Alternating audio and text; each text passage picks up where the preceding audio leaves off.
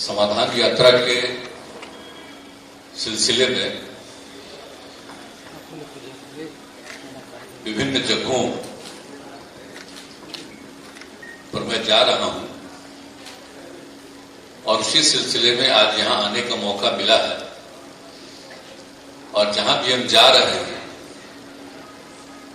हम जीविका दीदियों के साथ एक बैठक करते हैं उनकी बात को सुनने के लिए और जानने के लिए। तो आज मुझे खुशी है कि आप सब लोग यहां उपस्थित हैं और यहां पर इस कार्यक्रम के सिलसिले में मेरे साथ आए हुए हैं बिहार सरकार के माननीय वित्त मंत्री श्री विजय कुमार चौधरी जी, माननीय मंत्री जल संसाधन विभाग श्री संजय कुमार झा जी, माननीय मंत्री अनुसूचित जाति एवं जनजाति कल्याण विभाग श्री संतोष कुमार सुमन जी, और यहां पर हमारे सामने बैठे हुए हैं माननीय सांसद जहानाबाद के श्री चंद्रेश्वर प्रसाद चंद्रवंशी जी, माननीय विधायक सुदय यादव जी, माननीय विधायक श्री सतीश कुमार जी, और यहां पर उपस्थित माननीय विधान परिषद पार्षद श्रीमती कुमुद वर्मा जी, और अधिकारियों के रूप में हमारे बगल में बैठे हुए हैं जो पहले मुख्य सचिव थे, अब मुख्यमंत्री के प्रधान सचिव हैं दीपक कुमार जी, और बिहार पुलिस के महानिदेशक श्री आर.एस. भट्टी जी, अपर मुख्य सचिव वित्त विभाग श्री एस. सिद्धार्थ जी, सूचना एवं जनसंपर्क विभाग के सचिव श्री अनुपम कुमार जी, मुख्यमंत्री के ओएसडी गोपाल सिंह जी, मगध प्रमंडल के आयुक्त श्री मयंक बड़बड़े जी, पुलिस महानिरीक्षक मगध क्षेत्र श्री छत्रनील सिंह जी, पुलिस उप महानिरीक्षक सुरक्षा श्री मनोज कुमार जी, मुख्य कार्यपालक पदाधिकारी जीविका श्री राहुल कुमार जी, जहानाबाद के जिलाधिकारी श्री रिची पांडे जी, अरवल की जिलाधिकारी श्रीमती जे प्रियदर्शनी जी, जहानाबाद के पुलिस अधीक्षक श्री दीपक रंजन जी, अरवल के पुलिस अधीक्षक जनाब मोहम्मद कासिम साहब, और जीविका के दीदियों के साथ जो बात हुई करने वाली सब जीविका की दीदियां श्रीमती सुबिमता कुमारी जी, श्रीमती मंजू कुमारी जी, मोहतरमा गजाला फिरदौस जी, श्रीमती मिंता देवी जी, श्रीमती गौरी देवी जी, कुमारी रीना सिंह जी, श्रीमती शीला देवी जी, आप सब लोगों ने अपनी बात जो कही है, मैं आप सब लोगों को बधाई देता हूं। और जो अपने अनुभव के बारे में जो जानकारी आप लोगों ने दी कि पहले क्या हालत थी और जब हम स्वयं सहायता समूह से जुड़े और जीविका दीदी बने तो अब कौन सी स्थिति में है, तो इन सब चीजों के बारे में आप लोगों ने बताया। और आपको मालूम ही है कि बिहार में स्वयं सहायता समूह की संख्या बहुत कम थी। जब उसको काम करने का मौका मिला तो हमने शुरू में ही देखा कि भाई यहां पर तो बहुत कम है, कुछ अन्य राज्यों में ज्यादा है। हमने बात भी की उन दिनों, लेकिन फिर मेरे मन में हुआ कि भाई इसमें स्वयं सहायता समूह की संख्या बढ़नी चाहिए, और इसके लिए फिर हमने अधिकारियों को लगाया और सब जगह बातचीत करके हमने काम शुरू कराया। और उसके बाद जो स्वयं सहायता समूह से जुड़ी हैं महिलाएं, उनका नामकरण हमने कर दिया जीविका दीदी। यानी जीविका समूह जो आप लोगों का बन गया है, ये बिहार में हम लोगों ने नामकरण कर दिया जीविका। तो उस समय जो हमने काम शुरू किया तो उस समय केंद्र में आज वाली सरकार नहीं, वो पहले की सरकार थी। तो उन लोगों को मालूम हुआ तो वो लोग आए यहां देखने के लिए, और उन लोगों ने कहा कि भाई ये तो बड़ा अच्छा काम हो रहा है आपका, हमसे बातचीत किए थे। हमने कहा चलिए देख लीजिए जहां जहां हमने शुरू किया, अजर नामकरण कर दिया हमने जीविका, तो उन लोगों ने कहा कि बड़ा अच्छा नाम दिया है आपने, और देश भर में उन्होंने नामकरण कर दिया स्वयं सहायता समूह से जुड़ने वालों को आजीविका, यानी बिहार की जीविका देश भर में आजीविका, यानी बिहार की जीविका देश भर में आ जाए, यही नामकरण कर दिया। आप लोग के आगे आजीविका लिखा हुआ है, तब भूलिएगा मत कभी, असली चीज है जीविका। और उसी के बाद लोगों को लगा कि भाई ये नाम तो आजीविका। तो आप सोच लीजिए कि जो यहां काम शुरू हुआ और यहां से कितनी जगह पर गई, जीविका दीदियों को भेजा भी, दूसरे राज्यों में लोगों को सिखाने के लिए भी गई कि हमने काम शुरू किया। और हमने कह दिया था कि भाई स्वयं सहायता समूह की संख्या हम 10 लाख तो सबसे पहले करेंगे। अब 10 लाख से भी ज्यादा हो गया स्वयं सहायता समूह का, और जीविका दीदियों की संख्या हो गई 1,30,00,000 से ज्यादा। अब आप सोच लीजिए 1,30,00,000 महिलाएं अब जीविका की दीदियां बन गई। तब कितनी बड़ी बात हो रही है, कितने परिवार और ज्यादा जुड़ गए। तो ये कितनी बड़ी बात हो रही है, ये कितना अच्छा बात हो रहा है, और क्यों हमने ये शुरू किया। और आप जानते हैं कि महिलाओं के उत्थान के लिए हम लोगों ने तो शुरू से ही काम किया। लड़कियां पढ़ नहीं पाती थी, गरीबी की हालत थी, 5वीं क्लास तक लड़कियों को पढ़ा देते थे, उसके आगे लोगों की आर्थिक स्थिति नहीं थी कि कहां भेज दिया आगे पढ़ने के लिए, उसको कपड़ा की जरूरत है, ये सब होता था। तो हम लोगों ने सबके पढ़ने के लिए जो काम शुरू किया, आगे बढ़ाया, जितना ज्यादा सब जो हमने काम शुरू किया लड़कियों के पढ़ने के लिए, और हम लोगों ने प्रेरित किया। और सबसे पहले हम लोगों ने महिलाओं के उत्थान के लिए जो काम किया, आप समझ रहे ना कि पंचायतों के चुनाव में महिलाओं के लिए कर दिया हमने आधा 50% के महिलाएं लेकर। 2006 में चुनाव हुआ और 2007 में जब नगर निकायों का चुनाव हुआ, उसमें भी हमने महिलाओं के लिए 50% कर दिया। तब कितनी संख्या में महिलाएं होने लगी। अब पहले तो नाम मात्र की कुछ महिलाएं, अमीर परिवार की कुछ महिलाएं 1 आध 2 जगह 5 जगह 10 जगह भले ही हो जाती थी पहले, लेकिन साधारण परिवार की कोई महिला नहीं होती। अब कितनी बड़ी संख्या में शुरू हो गया 2006 से, सोच लीजिए अब कितना ज्यादा महिलाएं आगे बढ़ी। और महिला लड़कियों को पढ़ाने का तो काम हमने शुरू किया ही ना। और बताइए, पोशाक योजना का शुरुआत कराए, साइकिल योजना का शुरुआत कराए, और कितनी खुशी हुई और कितना लड़कियां पढ़ने लगी। और जब हमने लड़कों ने भी मांग किया तो उसके लिए भी हमने साइकिल देना शुरू किया बाद में। लेकिन आप समझ लीजिए कि जो स्थिति हुई, लड़कियां कितनी पढ़ने लगी, आगे बढ़ने लगी, और लोगों को यह सुविधा दिया। और अब आप जानते हैं सरकार की सेवाओं में महिलाओं को कितना आरक्षण हम दे रहे हैं। अब पुलिस की भर्ती में 35% आरक्षण। और आप जानते हैं कि आज बिहार में जो पुलिस 13 के बाद से हम शुरू कराए। अब आप समझ लीजिए कि बिहार के पुलिस में जितनी महिलाएं हैं, इस देश के हमारा जिला तो 12वें नंबर पर है। अब आप समझ लीजिए, आज दूसरे जिलों में जो बड़े बड़े जिले हैं, प्रदेश है, उन सभी प्रदेशों में कितना लोग को मिलता है, और बिहार में सबसे ज्यादा। अब आप सोच लीजिए, हम तो कर दिया 35%, लेकिन अभी 18,000 हो चुकी, 28,000। अब इसी तरह से बढ़ती चली जाएगी पुलिस के भी और बाकी सरकारी सारे सेवाओं। तो हर जगह जो महिलाओं के लिए ये सब काम, और जो सबसे बड़ा बात हम लोगों ने किया, जो गरीब गुरबा तबके के लोग हैं उनके उत्थान के लिए काम, चाहे वो अनुसूचित जाति जनजाति के हों, अति पिछड़े समाज के हों,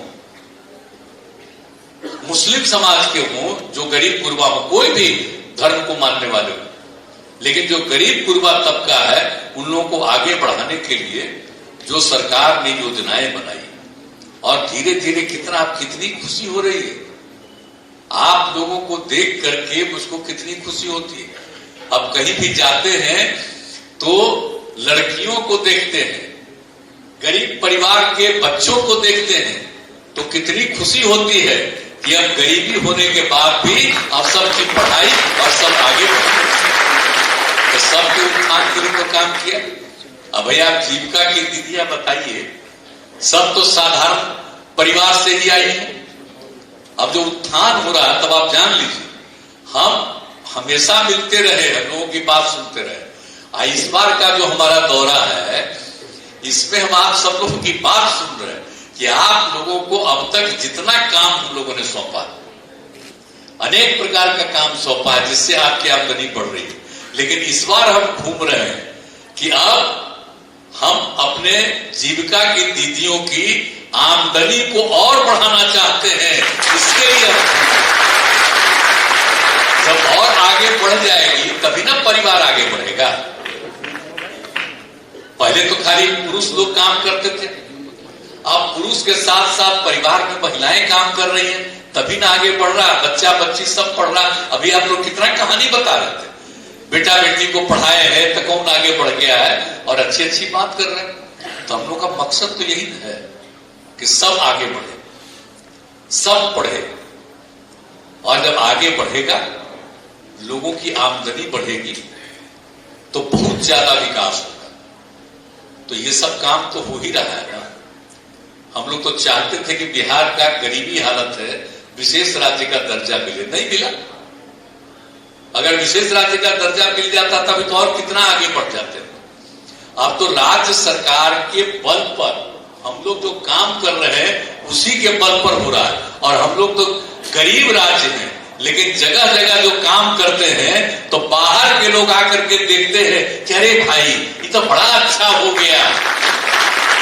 तो गरीब राज्य में भी हम लोग यही काम कर रहे हैं और सबका उत्थान कर रहे हैं, महिलाओं का उत्थान कर रहे हैं, तभी ना और आगे बढ़ेगा।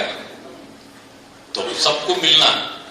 और एक बात हम कहेंगे, जो आप लोगों ने ही ना हमको कह दिया था, अभी तो आप लोग कई लोग अपनी चर्चा शराब पीता था घर में या बगल वाला, सबके बारे में अब चर्चा किए हैं। तो आप सोच लीजिए शराबबंदी लागू हुआ 15 में, आप लोगों के साथ पटना में वो मीटिंग थी और उसी में हम बोल करके बैठने जा रहे थे, तब तक खड़ा होकर के सब कही कि शराब बुरी चीज है, शराबबंदी लागू कीजिए। तब फिर हम लौट के गए वहां। हम कहे कि भाई अब तो 3 महीना में चुनाव होने वाला है, तो अगर अगली बार हम जीत करके आ जाएंगे तो जरूर हम शराबबंदी लागू कर देंगे। ये उस समय तो अभी बोली थी, देखा बड़ा बढ़िया, आओ जरा थोड़ा सा फोटो हम खिंचवाएंगे। उसको बुलाई। ये सब जब मांग की तो हम लोगों ने उसी हिसाब से किया। अब आप सोच लीजिए जब आ गए तो लागू कर दिया, उसके बाद घूमने लगे और सब जगह पर कितना ज्यादा बढ़ते गए। और उसके बाद आप लोगों ने पूरा का पूरा अभियान चलाया और अभी तो हम लोगों ने सब जगह चलवाया है। और आप जानते हैं इस बार तो समाधान यात्रा है, और पिछली बार जो हम यात्रा पर निकले थे समाज सुधार अभियान पिछले साल, उसमें सब जगह बात कर रहे थे और 3 बात की चर्चा हो रही थी। शराबबंदी होनी चाहिए, बाल विवाह नहीं होना चाहिए, दहेज प्रथा नहीं होना चाहिए, बाल विवाह पर कानून बना हुआ है, कोई भी लड़की कम से कम 18 साल का हो तब शादी हो, और कोई भी लड़का कम से कम 21 साल का हो तब शादी हो। कानून बना हुआ है देश भर में, लेकिन फिर भी कोई इधर उधर करता है, गलत बात है। कम उम्र में शादी नहीं करना चाहिए, नुकसान होता है।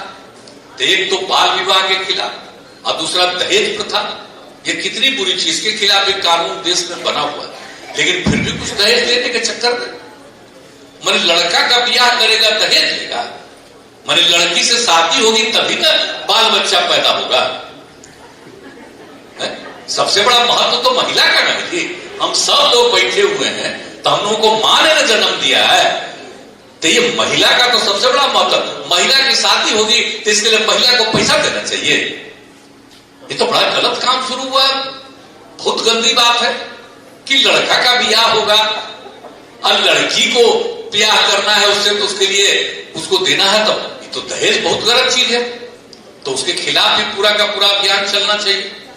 और हम लोग तो चल ही रहे, कोशिश कर ही रहे, पहले की तुलना में घटा है, लेकिन हम तो बोलते रहते हैं कि मना करिए, ये मत करो। और अगर कोई आदमी, आप बोलिए लड़की का करेगा, अरे लड़की से ब्याह उसका नहीं होगा तो किसी चीज को पैदा करेगा, उसको बाल बच्चा होगा, वो तो ऐसे ही कुछ दिन में मर जाएगा।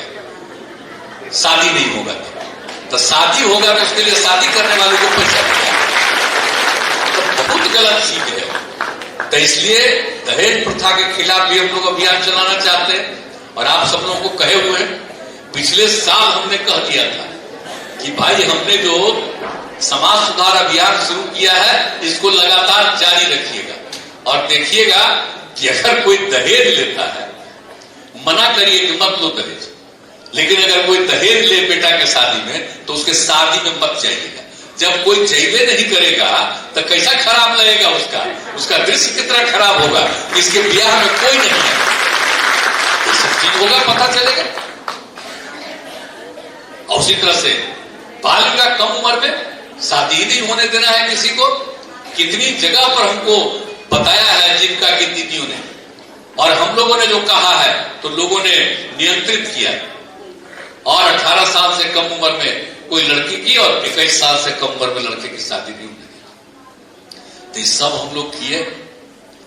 और उसके बाद मान लीजिए कि शराबबंदी के लिए, तो शराबबंदी के लिए तो आप ही लोगों का था, तो हम लोगों ने लागू कर दिया। और शराब तो कितनी बुरी चीज, अब आपको तो पता ही ना है भाई। जब पिछला बार चला रहे थे समाज सुधार अभियान में हम चले, तो आप देखे ना इसको, इस सब को दिलवाए हैं। आप जरा देख लीजिए, कुछ लोग तो बड़ा काबिल अपने को समझते हैं, शराब पीते हैं, समझते हैं बड़ा अच्छा चीज है, उससे पूरा कोई चीज है। हम लोगों ने तो लागू किया आप लोगों के कहने पर 16। और उसका जान लीजिए कि विश्व स्वास्थ्य संगठन, वर्ल्ड हेल्थ ऑर्गेनाइजेशन ने, अरे भाई वो अंतरराष्ट्रीय चीज जो है,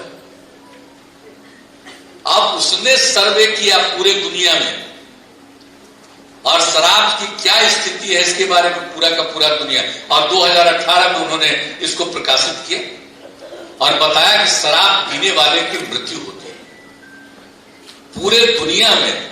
एक साल में 30 लाख लोगों की मौत हुई, तो उसमें से 5.3% लोगों की मौत शराब पीने के कारण हुआ। आप जरा बताइए, शराब पीने के चलते मौत होती है, और कुछ लोग कहता है शराब बढ़िया चीज है।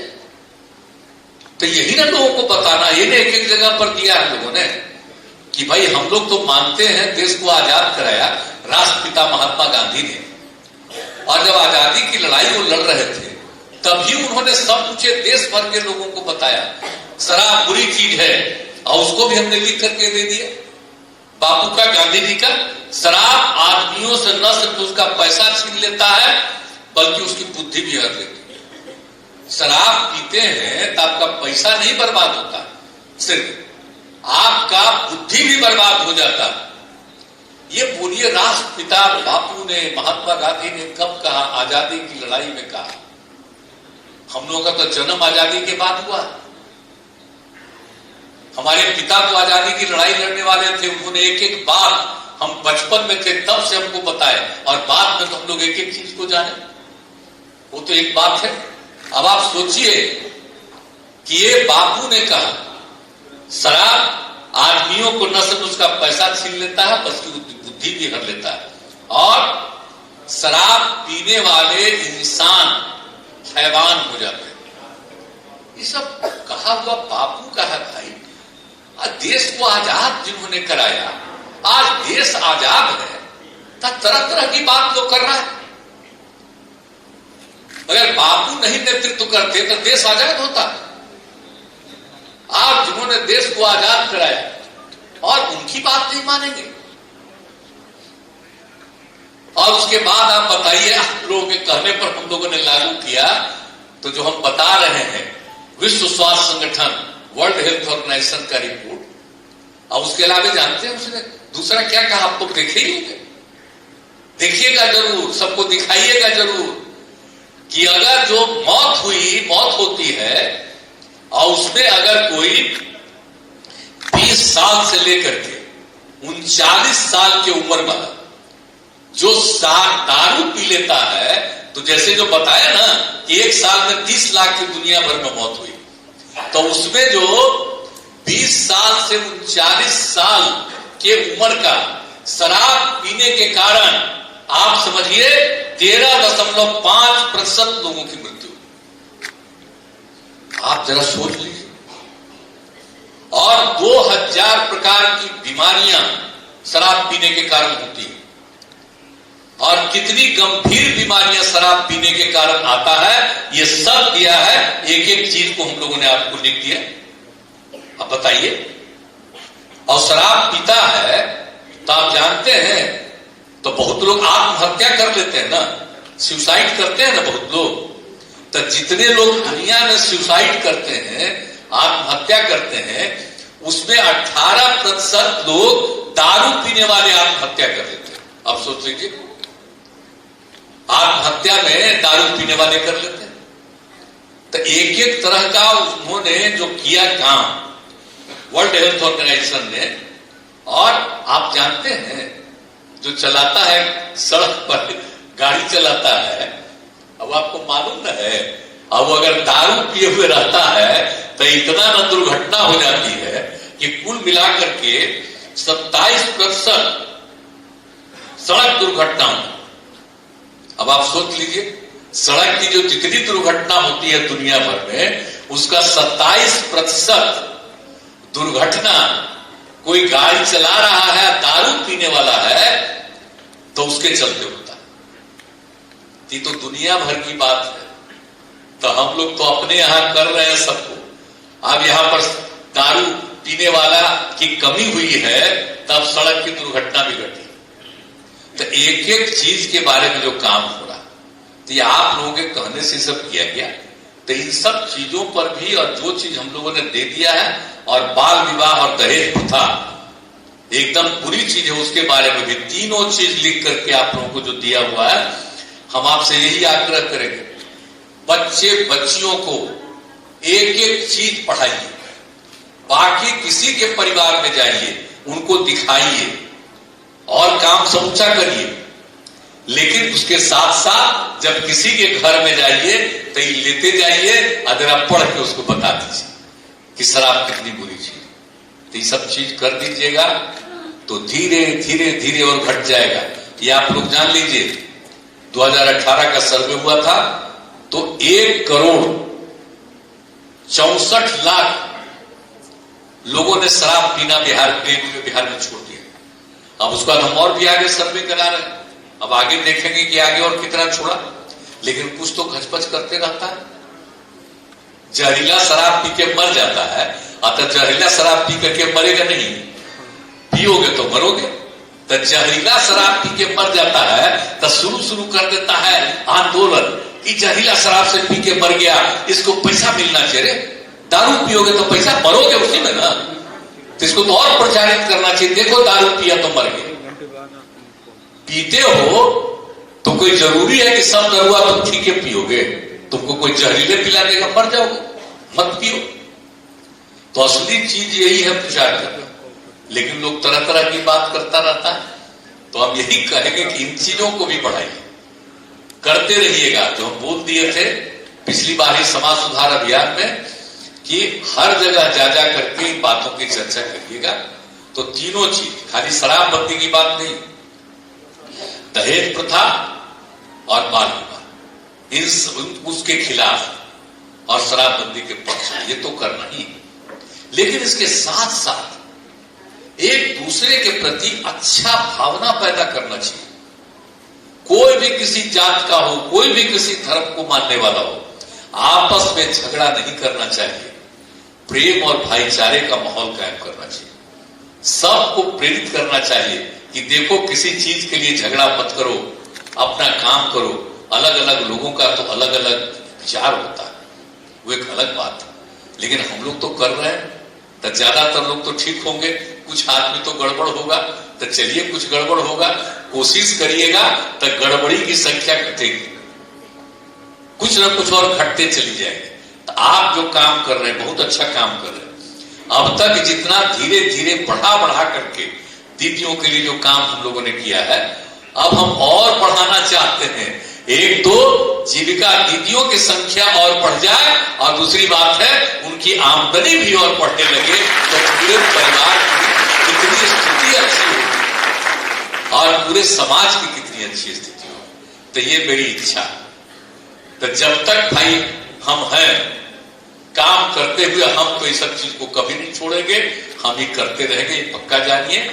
और आप लोग एकदम बुलंदी के साथ, और जिनको किसी तरह की कोई दिक्कत है, हमने कह दिया है जीविका दीदियों को भी, अन्य लोगों का भी, और उनसे भी पूछिए।